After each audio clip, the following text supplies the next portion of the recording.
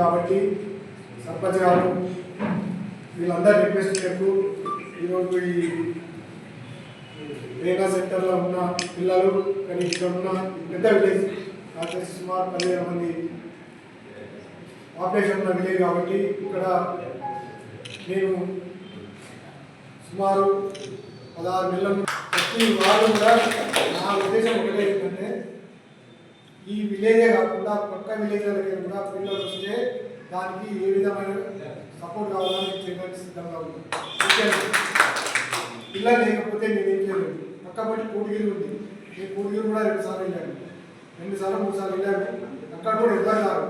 కానీ ఇప్పుడే స్టార్ట్ అయిపోయింది ఏంటంటే 4-5 పిల్లలు పేరెంట్స్ ఆ పిల్లల వస్తుందని తెలిసింది. నా రిక్వెస్ట్ ఇక్కడ ఉన్న ప్రతి ఒక్కరికి ఇక్కడ ఇంతమంది 100 మంది ఎంప్లాయీస్ ఉన్నారు, 150 మంది ఎంప్లాయీస్ ఉన్నారు. చాలా థ్యాంక్స్ వాళ్ళందరికీ కూడా. మరి పేరు చదువుకొని ఉద్యోగం ప్రతి ఒక్కరికి పేరు ధన్యవాదాలు తెలియజేస్తూ ఉన్నాం. అదేవిధంగా ఇక్కడ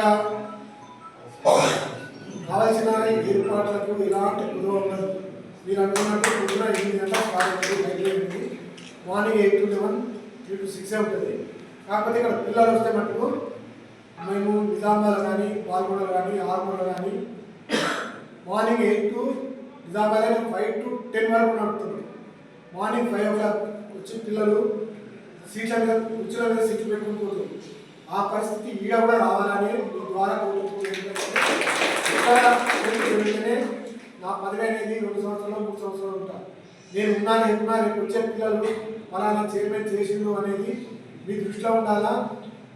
రేపు వచ్చే వాళ్ళు ఎట్లా ఏ విధంగా చేస్తారో నాకు తెలియదు. కానీ నేను ఉన్నంతసేపు ప్రతి స్టూడెంట్, ఈ మండలం సంబంధించిన ప్రతి స్టూడెంట్ వచ్చి వాళ్ళకి కావాల్సిన పుస్తకాలు ఏది ఉన్నా ఇక్కడ మా స్టాఫ్ ఉంటారు, వాళ్ళకు చెప్పాలి. కనీసం చెప్పిన తర్వాత 2 days 3 days అవుతుంది.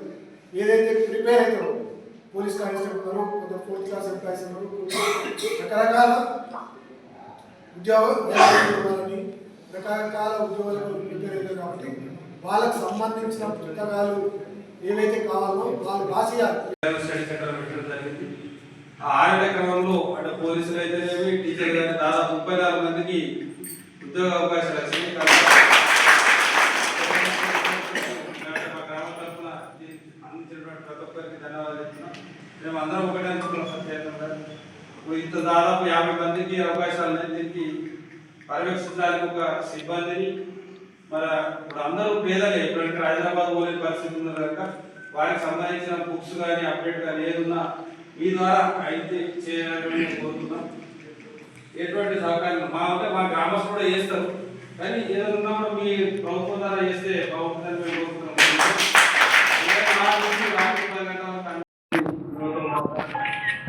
గ్రామస్తులందరూ అంటే చదువులో కానీ భక్తిలో కానీ మిగతా కార్యక్రమాల డ్యాన్స్లో కానీ ఒక్కొక్క విభాగం అందరూ సమాజంలో చూసుకోబోతున్నారు.